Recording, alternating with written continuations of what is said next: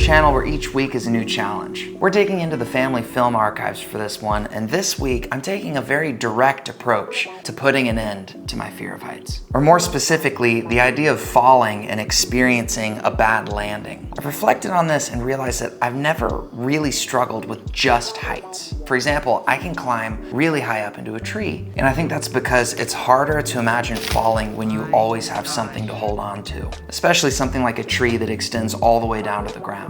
And yeah, I'm still uneasy when around branches that feel breakable because free fall is scary. And years ago, when I was just an undeveloped tater tot, I came face to face with the idea of free fall for the first time. This is Devil's Waterhole. It's on Inks Lake in Texas, and my parents used to take my brothers and I here all the time as kids. And this little version of me is on his third trip to these evil rocks. But you'll see that even when jumping into water, free fall is something that I just could not do. It's a total mental block. Devil's Waterhole is made up of 3 tiers, and if you're at all curious of how high each one is, well, this guy's about 6 foot, say hi to Ty. And with the help of a little editorial ingenuity, we can turn Ty into a measuring stick to see that this lowest rock is roughly 9 feet high off the water. This is the only spot I've ever mustered the strength to jump from. So then the next tier up looks to be about 18 feet. And then that rock all the way up at the tippy top is so high that when you're up there, you can't help but just freeze for a moment as you look down. That we'll say looks like it's about 35 feet above the water. Turns out my math was wrong. This website says it's a 40-foot drop. This is Hannah looking over that 40-foot drop. Let's just go through a little bit of the tape my mom was recording, and you can see what a sane person experiences when faced with this idea of free fall. It's not just me. Kind of like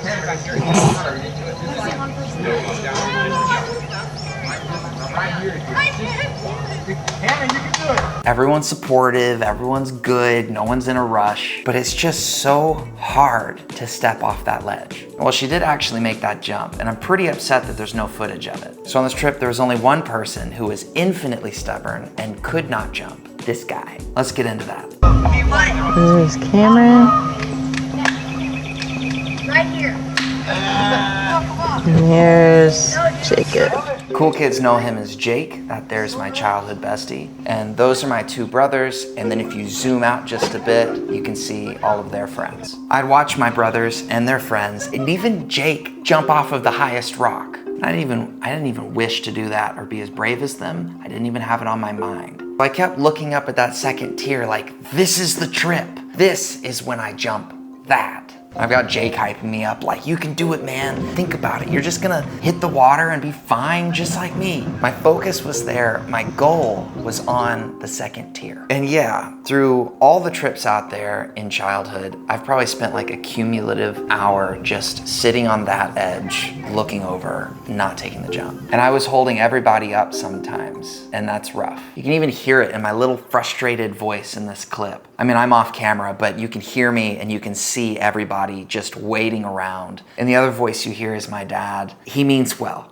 Great guy. Come on, there's just 3 summers you've been trying to just do it.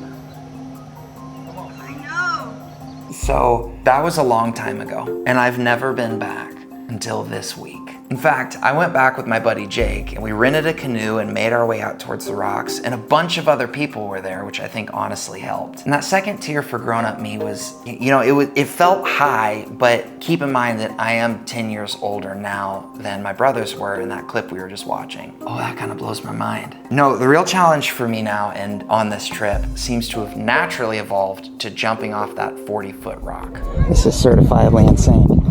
And I sort of just felt that when I was up there, and I'll tell you what, I didn't like it. It felt ridiculous. Plus, when you're up there, you see as you look over that you have to jump 4 or 5 feet out just to clear the rocks that are below you. It's not just water below you. It really is a lot mentally. I'm talking to these other guys up there who are all going through the same mental hurdles that we all do, right? And then I just froze, only for a moment.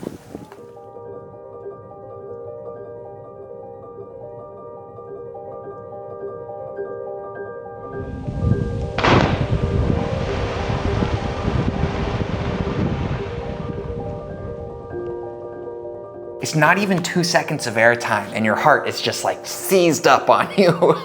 And you know, I felt so happy the rest of the day. And had fun camping with my buddy Jake at the beginning of this week, but that wasn't the end of this challenge. This is maybe the craziest thing any person has ever done, ever. Skydiving is one of those things I always told myself that I could happily go my whole life without ever doing. My friends would do it, my brothers would do it. I never got very close to the concept of doing it, so I never felt like it really defeated me, and I never really felt like I had to overcome it. But this guy right here, Ryan freaking Berry, I could flip this table. In this moment, I don't have words to describe it. He might be crazy. I absolutely can't wrap my mind around what's going on.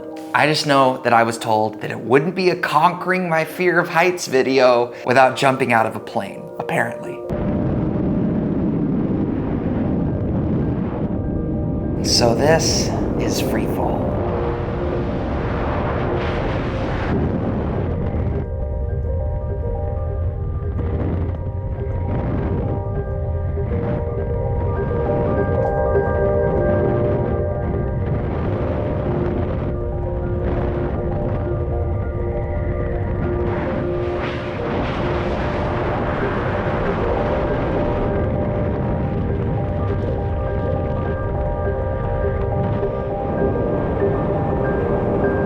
One, I got to pull the parachute. Two, my cameraman, Yoshi, was also absolutely insane. And three, landing is not that bad for a lanky dude strapped to a less lanky dude. And that's this week's challenge.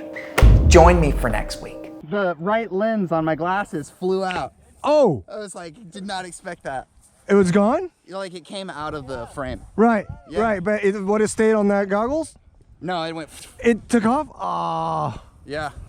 Whole. We both saw something like fly up above us. I thought it was like a piece of fabric or something. Yeah.